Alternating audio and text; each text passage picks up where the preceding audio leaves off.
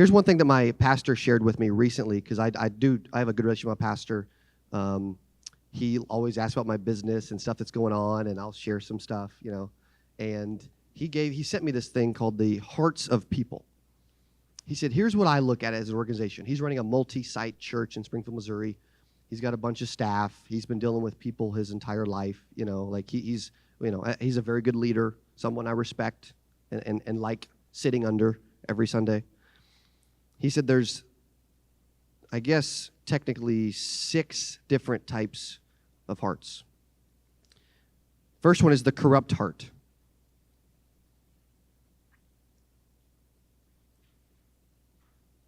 So they're often highly talented, but you can't change them.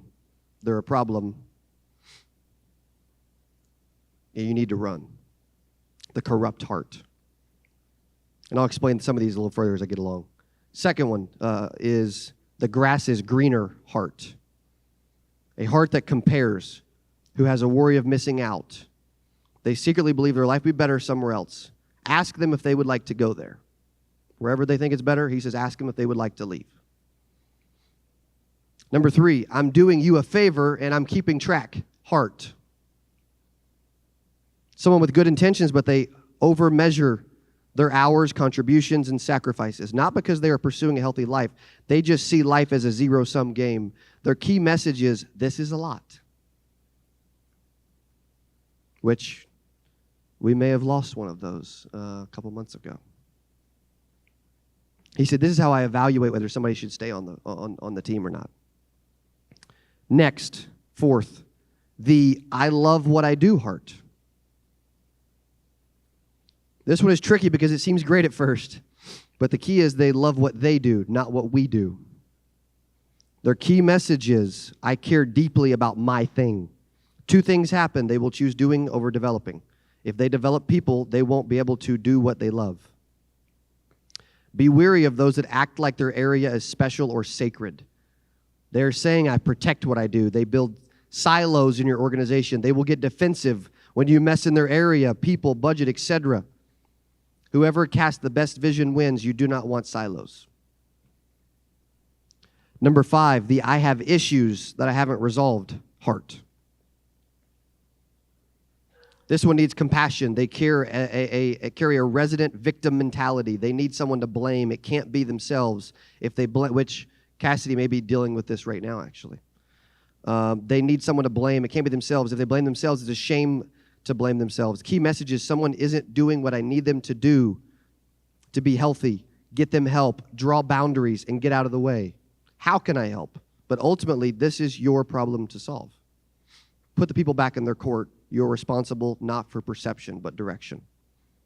Don't let them convince you that their issues are your issues. Don't enter codependent relationships with staff for high-capacity leaders. Be careful throwing solutions at people. Number 6, and final, the I'm called to this and to you. Heart. Does not mean they are a people pleaser. Doesn't mean you are the center of their world. Deep down, key message is, grass is greener here. I'm not doing you a favor. God did me a favor. I love what we do, so I work myself out of a job. I have issues, but I own them. I'm working on them, and I'm called to do this here with you. Not looking for a perfect heart. Looking for, I'm called to this, and I'm called to you. Affirm it, develop it, promote it, sacrifice for it, pray for it, reward it, entrust it, increase it.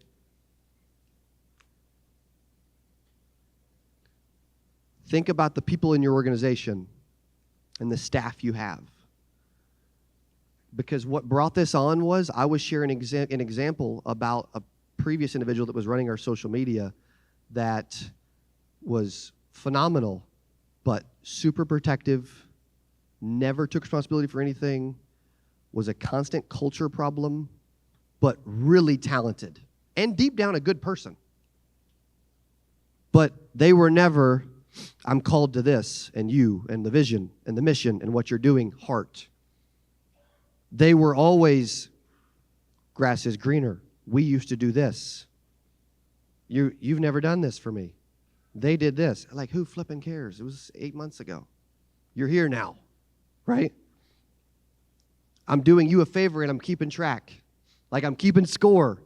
Like when you have meetings with them and you go over stuff, they're like, no, I did this for you, and I did this, I didn't tell you, but now I'm telling you now. It's like, dude, who cares? You're supposed to do this.